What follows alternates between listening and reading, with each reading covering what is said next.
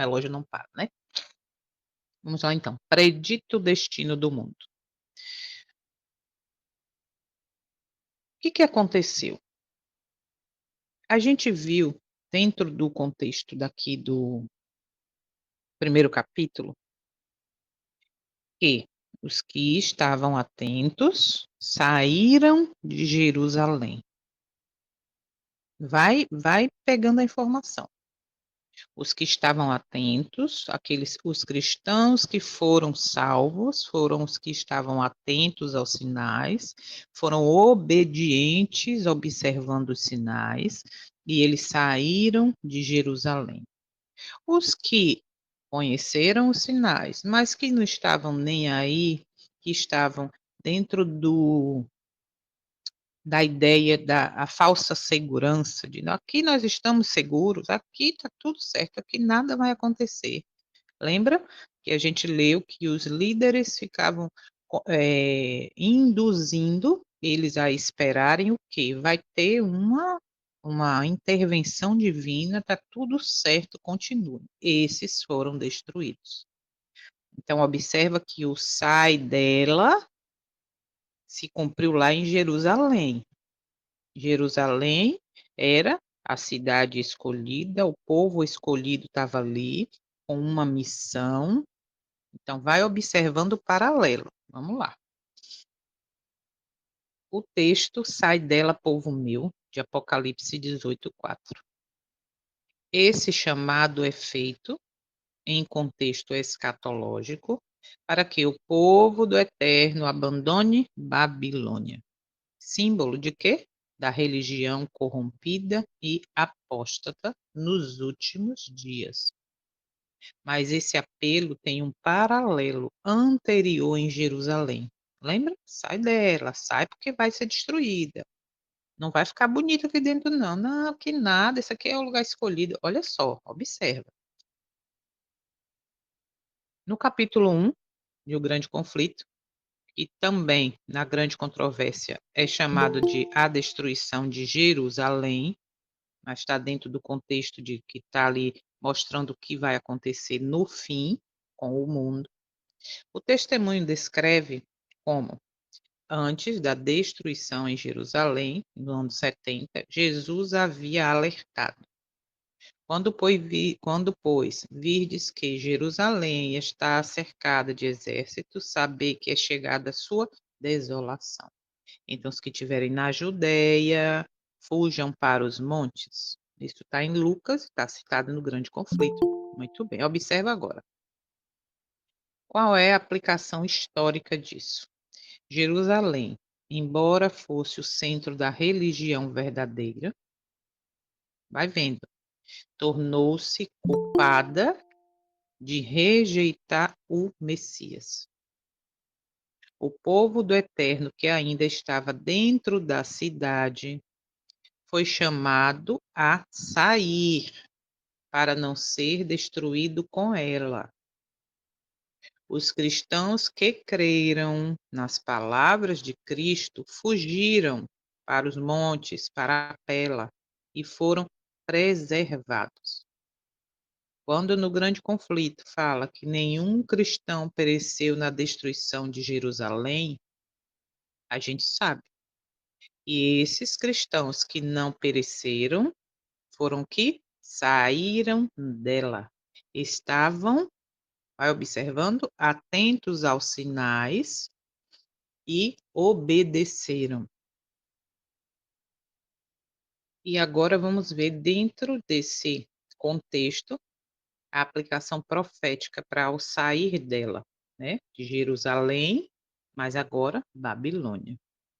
O testemunho diz: a última mensagem de misericórdia a ser dada ao mundo é uma revelação do caráter de amor de Deus.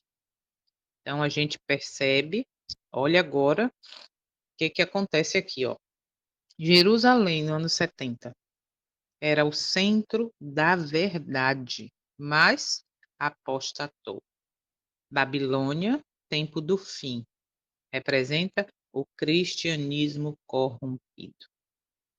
Jerusalém, anos 70, rejeitou Cristo, endureceu-se. Babilônia rejeita a verdade e persegue os fiéis.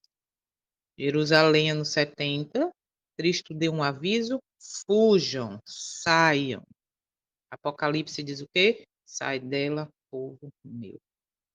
Jerusalém, anos 70, os fiéis saíram e foram salvos. E Babilônia, os fiéis devem sair espiritualmente de Babilônia. Então, observa o paralelo, tá? Porque a gente só pega dentro do Apocalipse, trazendo para os nossos dias, sai dela, povo meu. Mas isso aconteceu no passado, quando o aviso foi dado, quando os sinais foram mostrados.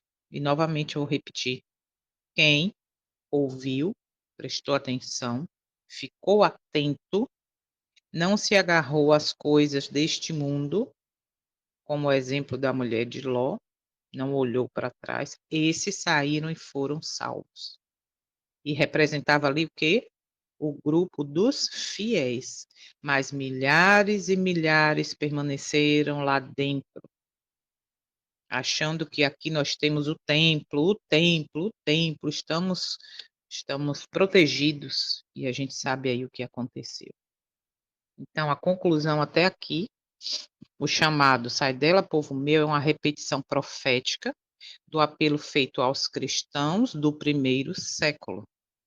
Jerusalém, símbolo da igreja visível apóstata no passado, foi abandonada pelo Eterno após rejeitar a verdade. Assim, Babilônia, símbolo das religiões corrompidas nos últimos dias, será abandonada por aqueles que amam a verdade. Cristo disse que chegou a hora que o Pai busca os que adoram, o que buscam, o Pai encontra os que buscam adorá-lo em espírito e em verdade. E quem busca adorar em espírito e em verdade, entende os sinais, enxerga o que está acontecendo em Jerusalém, dentro do contexto agora babilônico, e faz o quê? E sai do sistema. E sai literalmente de Jerusalém. Não Jerusalém lá, Israel. Em ambos os casos, o Eterno tem um povo fiel dentro do sistema, e ele os chama a sair antes do juízo final. Esse paralelo nos ajuda a compreender que a história se repete e que o juízo começa pela casa de Deus. Muito sério isso, hein? Vamos lá. Dentro do contexto de... Opa, ficou fora ali a Páscoa. Dentro do contexto do primeiro capítulo de O Grande Conflito. Lembra que sempre eu falava assim, observa a festa, aqui está falando de Páscoa, aqui está falando de Pentecostes, e aí falava lá, ia, voltava, Páscoa, Pentecostes, e a gente viu algumas vezes dentro desse capítulo. E aí eu fui estudar por que fala, porque podia citar todo o relato sem precisar falar de festas.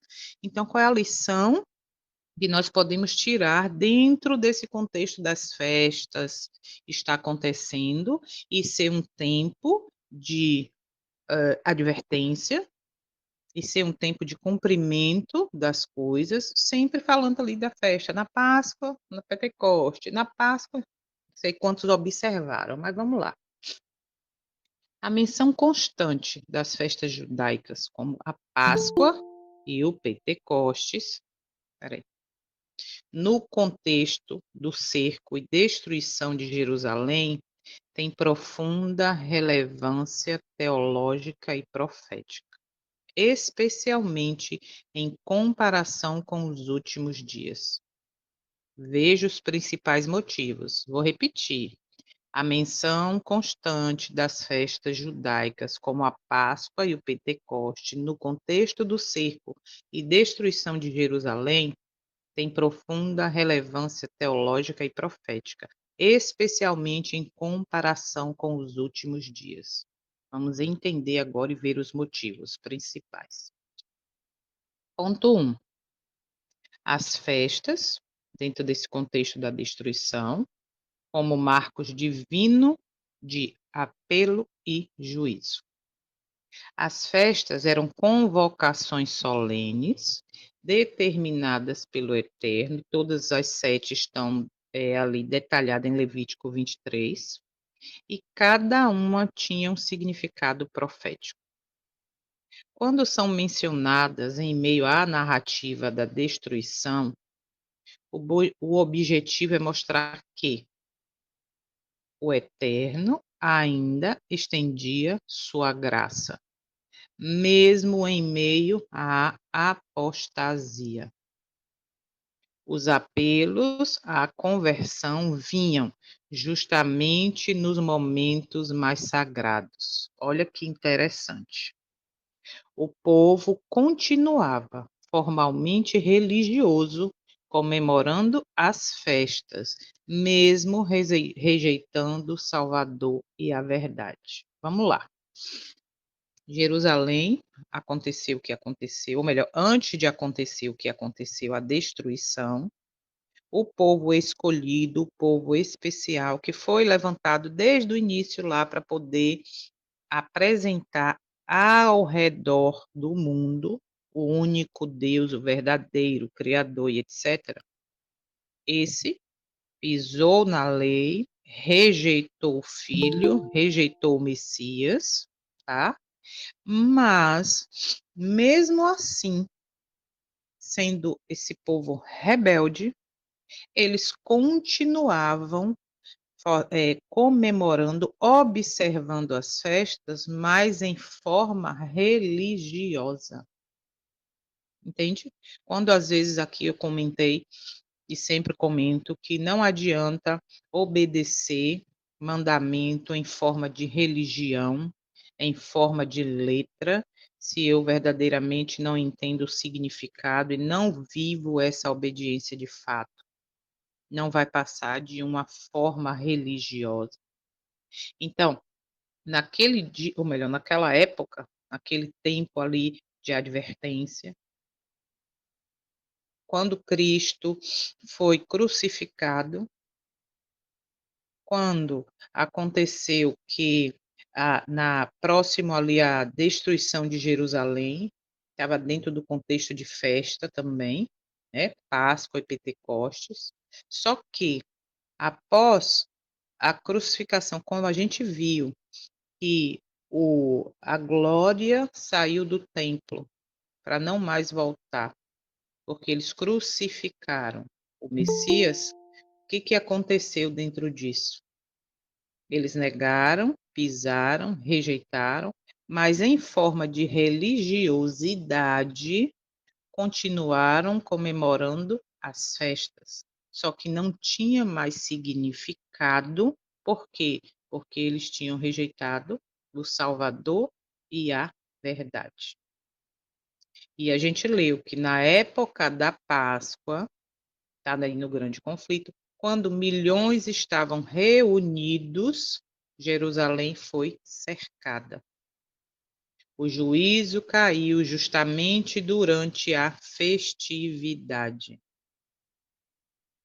Então, observa, a festa deveria ser, de fato, observada, mas não daquele jeito.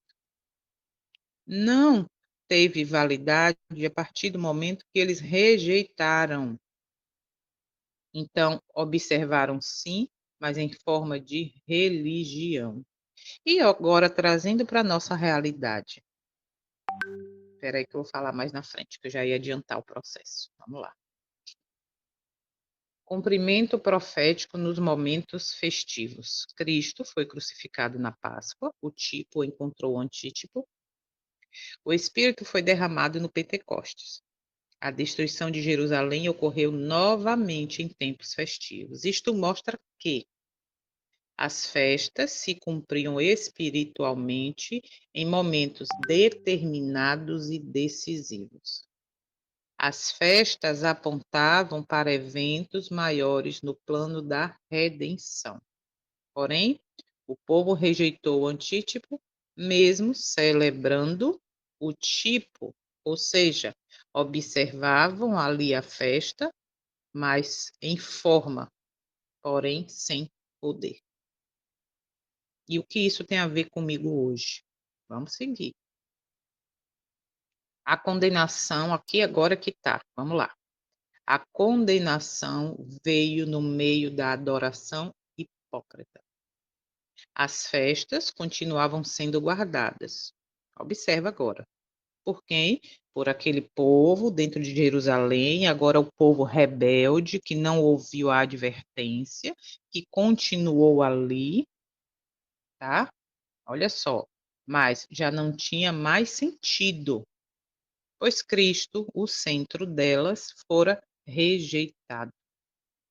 Viviam uma forma de religião, observavam, mas pisaram na lei, rejeitaram o Salvador. Esse povo, que era o povo escolhido, achava que a mera observância externa os protegeria. Observa, uma observância externa das festas, das comemorações. Vamos fazer isso tudo, estamos protegidos.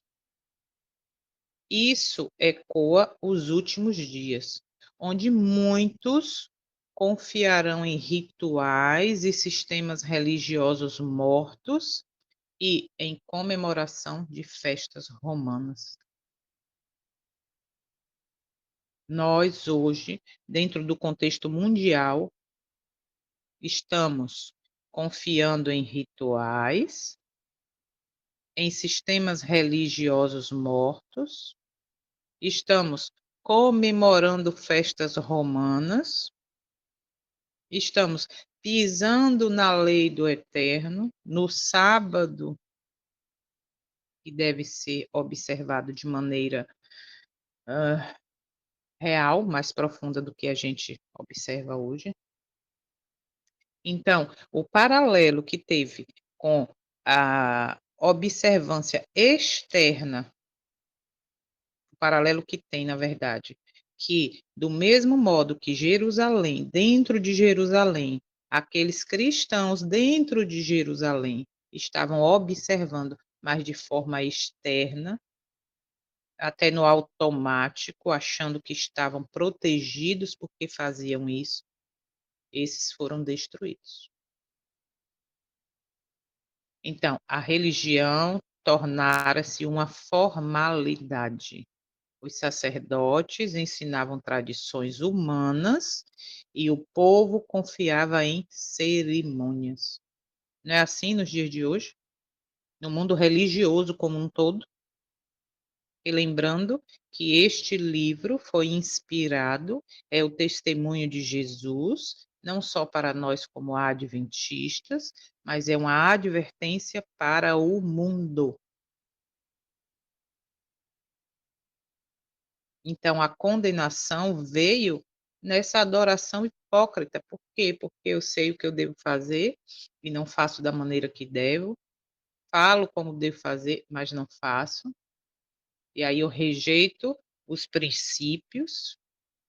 Quem acompanha aqui o canal Os Segredos da Torá, saiu um vídeo, eu estava assistindo quando eu levantei 4 horas, aí opa, um vídeo novo, acabou de sair, tinha poucos minutos que tinha sido postado, que vai falar sobre quem disse que o Novo Testamento anula a Torá. Depois assistam, os que acompanham aí, assistam, que é bem interessante. Inclusive, nesse contexto aqui que a gente está, ele se aplica bem interessante. Mas então, observa o que a gente já viu até aqui. Por isso que eu falei para vocês, guarda informação, ó, festas, dentro do contexto da destruição de Jerusalém, e agora a gente traz para os nossos dias. Ok? Paralelo direto com os últimos dias. Nos últimos dias, os apelos do Eterno também virão em momentos religiosos. Fala Marlene, levantou a mão. Irmã, é só uma ênfase e um comentário sobre as festas do Senhor. Muitos de nós ainda estamos ignorantes sobre Uhum, estas festas, em comemorá-las, em celebrá-las no dia que o Senhor nos ordena. E uhum, isso não é passado. Mas aí a gente vai comentar, nós que já compreendemos, aceitamos, vamos comentar com os irmãos que eles dizem, não, isso é para o povo, foi para o povo de Israel. uhum, Sendo que na Torá não diz lá que tempo que é, porque a palavra do Senhor é atemporal. Então a isso. gente precisa ter essa consciência de que não é festa de São João, não é o dia das mães, não é o dia do desbravador, mas são as festas do Senhor que a gente deve levar em conta Uhum, e estar comemorando. É só um uhum. comentário, tá? A gente vai falar um pouquinho mais diretamente sobre isso mais adiante, mas é dentro disso aí que você falou.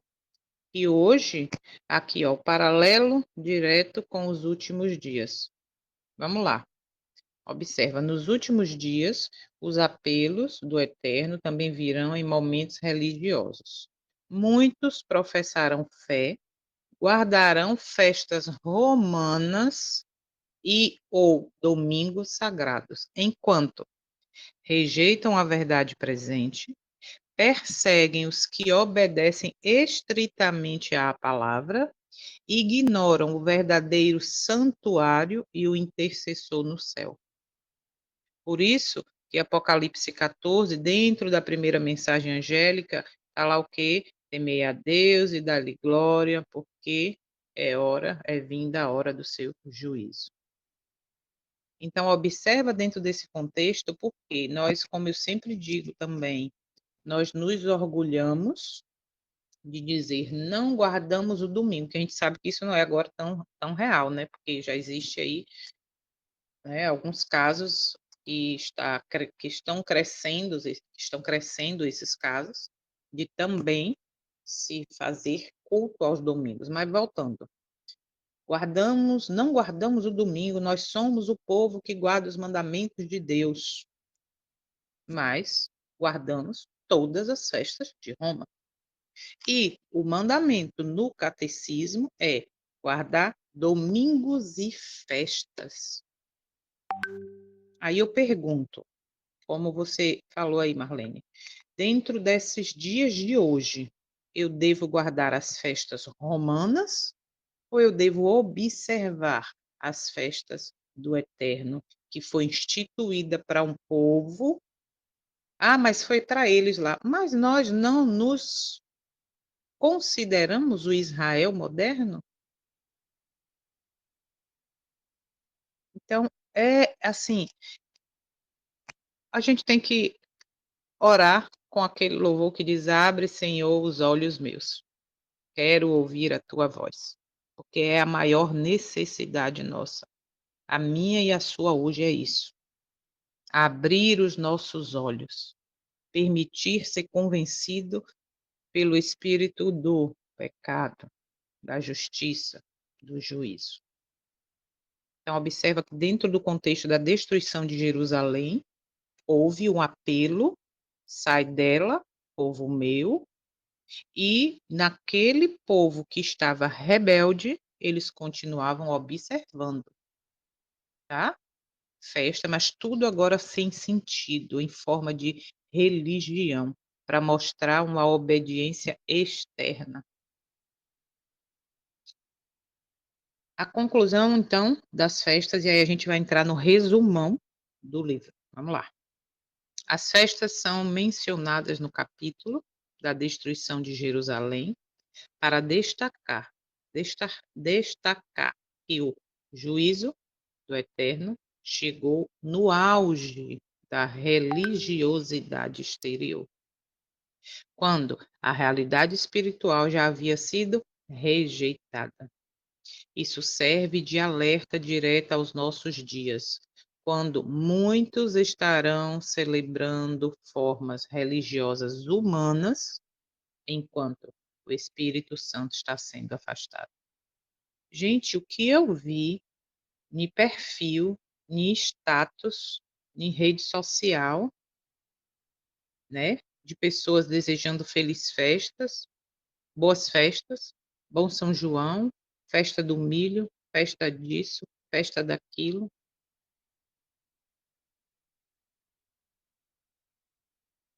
Como Jerusalém, o mundo está sendo avisado.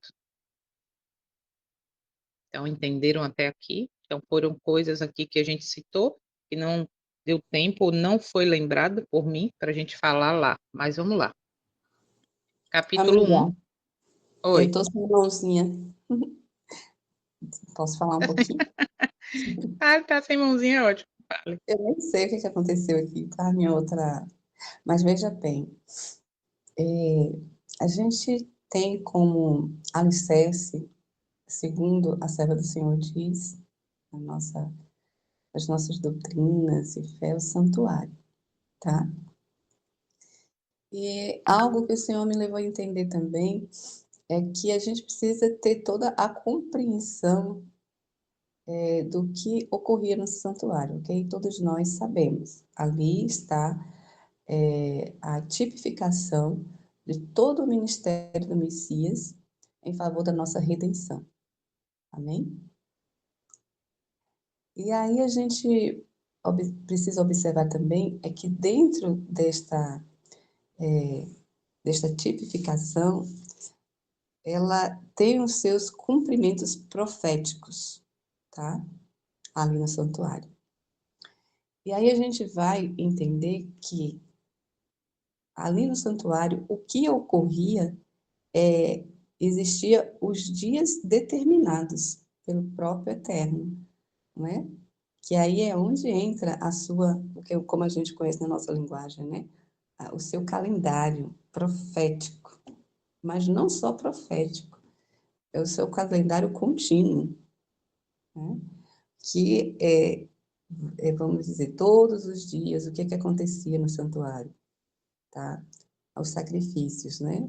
Eu tinha todos os dias, manhã e tarde, tinham seus horários determinados. Todos os seus dias de ajuntamento, de convocação santa, também tinham os dias determinados. E esses dias determinados está aqui dentro do seu calendário, entre aspas, que são as suas festas. Então, as festas, elas acontecem ou aconteciam na sua forma religiosa, típica, dentro do santuário.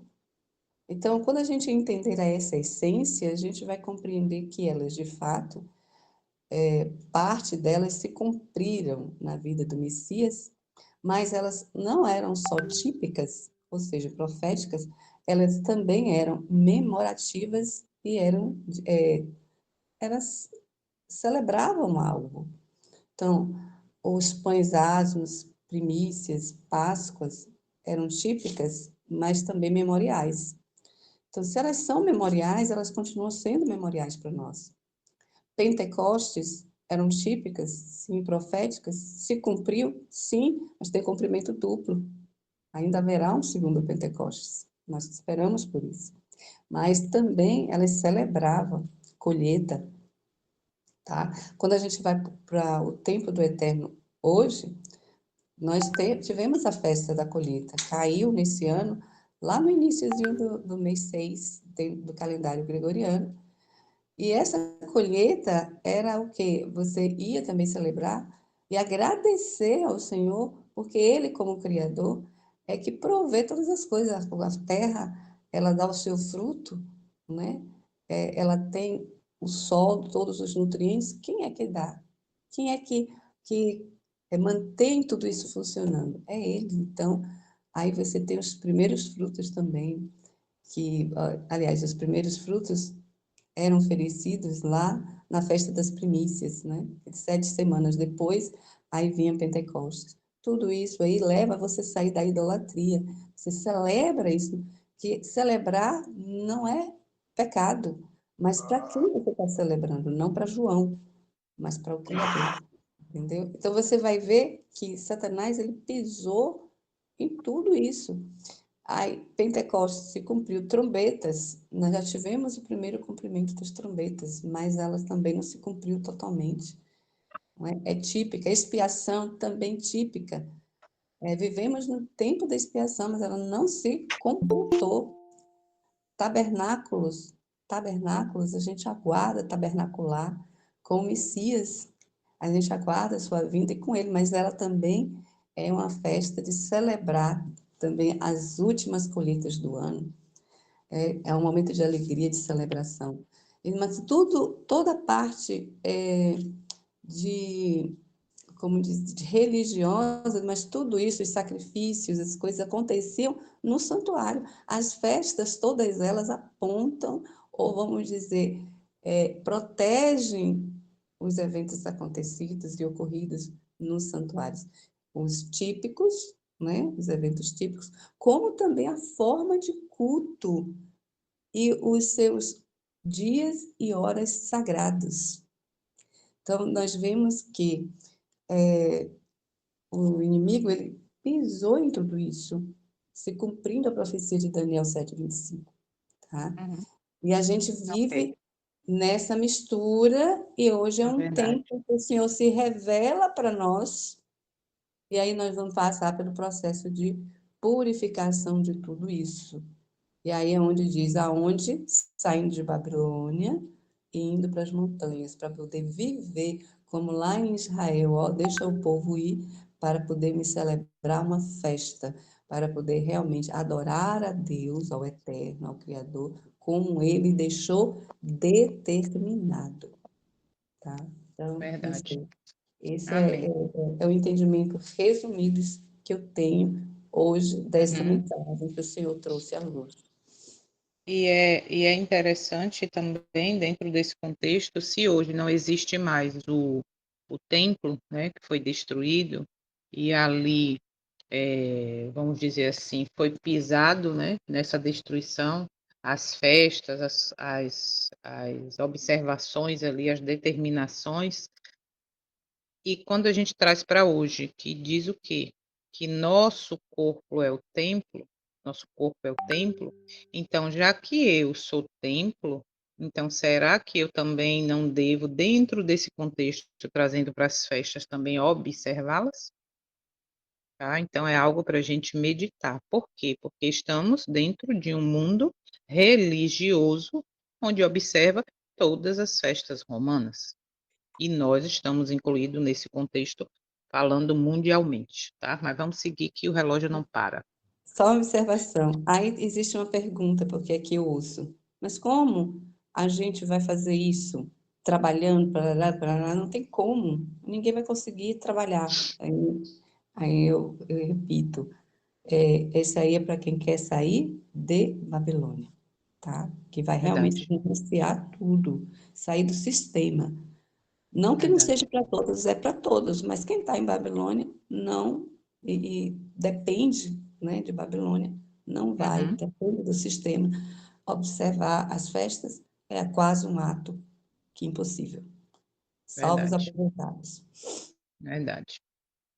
Muito bem. Então, dentro do contexto histórico, capítulo 1, Jerusalém foi destruída no ano 70, como a gente sabe. Cristo chorou sobre Jerusalém, pois via a rejeição contínua de sua graça e o juízo que viria. Em um desses dias, acho que Célia até comentou isso. E Cristo viu exatamente não só o povo ali da época, mas ele viu o futuro, ele viu o que está acontecendo nos nossos dias. Ó, então ele chorou, pois via a rejeição contínua de sua graça e o juízo que viria por conta dessa rejeição. Os judeus desprezaram os apelos de misericórdia e encheram a medida da sua culpa. No ano 70, Tito cerca Jerusalém. Milhares morrem de fome, peste e violência. O templo é destruído. E se cumpriu, não ficará pedra sobre pedra. E aí a gente vê agora o paralelo desse acontecimento na destruição de Jerusalém com os nossos dias. O que está acontecendo? Rejeição persistente da verdade. Pela obstinada rejeição do amor e misericórdia divina, os judeus, aquele povo escolhido, fizeram com que a proteção de Deus fosse deles retirada. O mundo hoje rejeita a palavra, substitui a lei eterna por tradições e rejeita a verdade presente. Segundo a Tessalonicenses diz que Deus permite a operação do erro aos que rejeitam o amor da verdade. Esse versículo é muito forte, né? Porque aqueles que estão rejeitando a verdade presente, que rejeitam o amor da verdade, esses o Eterno permite que sejam enganados. Por quê? Porque é a escolha da própria pessoa de rejeitar. Sinais dados aos fiéis. Nenhum cristão, repito, nenhum cristão fiel que foi obediente, que observou os sinais, que saiu de Jerusalém para os montes, pereceu na destruição. Cristo tinha advertido: quando virdes Jerusalém cercada dos exércitos, fujam.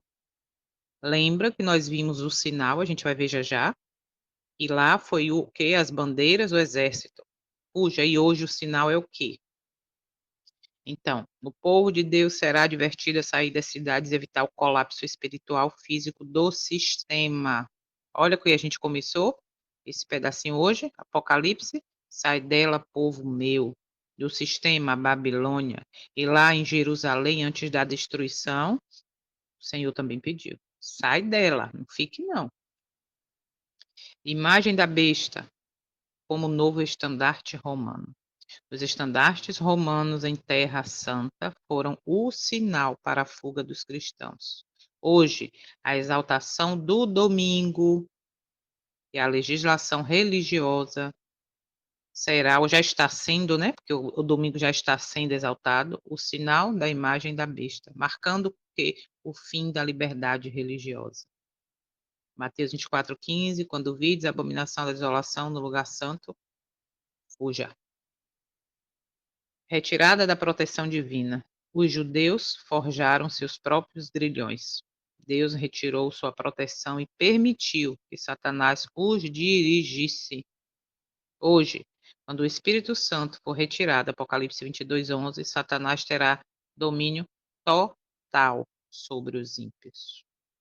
Isaías 59, verso 2, vossos pecados fazem separação entre vós e vosso Deus. Ou seja, se eu vivo achando, aceitando, quando me dizem que vai viver pecando, pode pecar, hipergraça, está tudo certo, não tem problema nenhum, seu nome já está lá no livro, está tudo certo, pode continuar.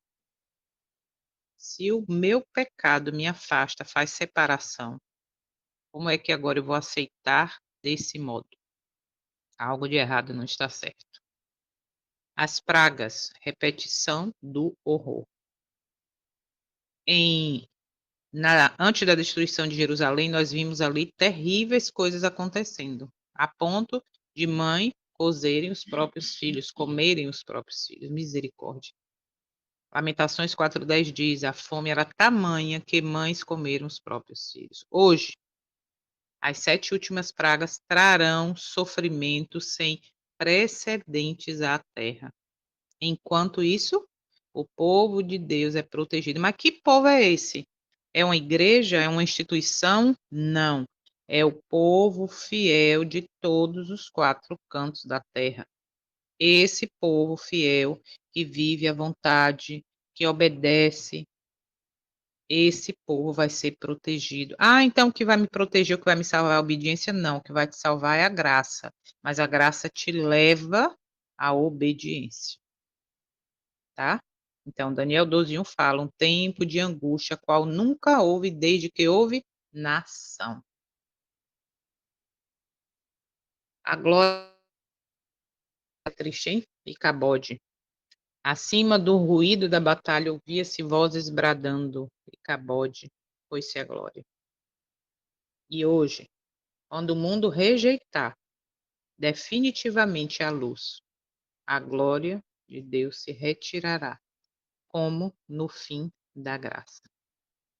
Ezequiel 10:18 diz: a glória do Senhor saiu de sobre o limiar da casa. A gente vê isso também em Ezequiel, várias partes, né? Não só 18, aqui foi só uma citação, 10:18. Então, estamos próximo a isso aqui, de fato. se concretizar. E Icabode, foi-se a glória. Agora observa que isso aconteceu dentro do contexto da destruição de Jerusalém.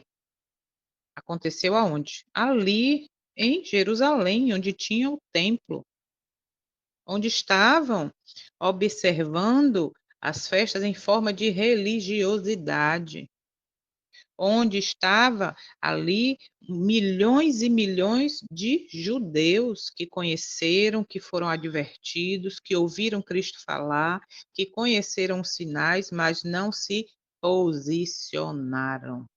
E o que aconteceu? Foi-se a glória, todos foram destruídos.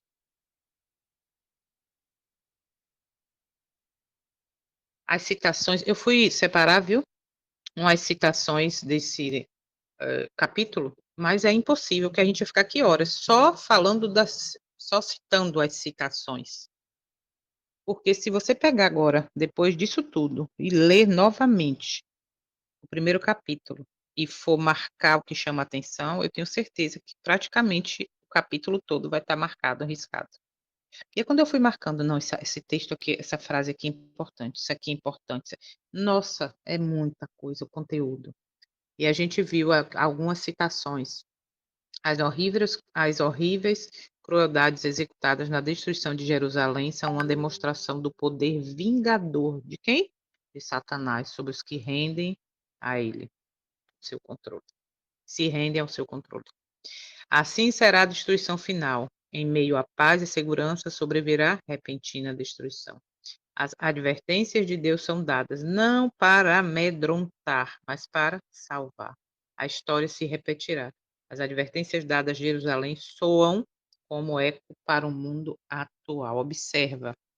As advertências dadas a Jerusalém soam como ecos para o mundo atual. E onde você está hoje? Qual é a sua posição? Jerusalém teve sua oportunidade, mas rejeitou o Messias.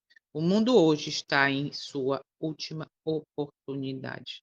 As promessas estão diante de nós. Os que estiverem com ele são chamados eleitos e fiéis. E estar com ele quer dizer o quê? É só ter um título, vestir uma camisa, ter um nome no livro da igreja, seja ela qual for? Não. Estar com ele é viver. Cristo andou, os apóstolos andaram como Cristo andou. Cristo andou nos passos da vontade do Pai. E hoje nós queremos andar na nossa própria vontade e está tudo certo. Não está. Portanto, Hebreus 4:7, hoje se ouvides a sua voz, não endureçais o vosso coração. Gostei dessa frase, por isso eu botei aqui no final. O passado ilumina o futuro. Tudo que a gente viu que aconteceu em Jerusalém, as advertências, está iluminando hoje o nosso futuro. O que aconteceu com Jerusalém é um tipo profético da crise que se aproxima rapidamente. A fidelidade à palavra do Eterno será um critério decisivo. Aí agora a minha e a sua, ou melhor, o meu e o seu futuro só depende de nós. Nós estamos no último minuto, vamos dizer, né? Podemos aplicar assim, da história dessa terra. E agora a pergunta é: em que lugar eu estou? Qual a posição que eu estou tomando? De estar na falsa proteção dentro de Jerusalém? Ou eu estou observando os sinais, entendendo o que vai acontecer e tomando a decisão, ouvindo o sai dela? Isso aqui, ninguém vai poder tomar decisão no nosso lugar e nem o próprio Eterno vai forçar ou vai te levar para a eternidade forçado. Se você não quer, se você não se posicionou, não tomou a decisão, você não vai. Porque só vai quem quer, de fato, aqui viver os passos da eternidade.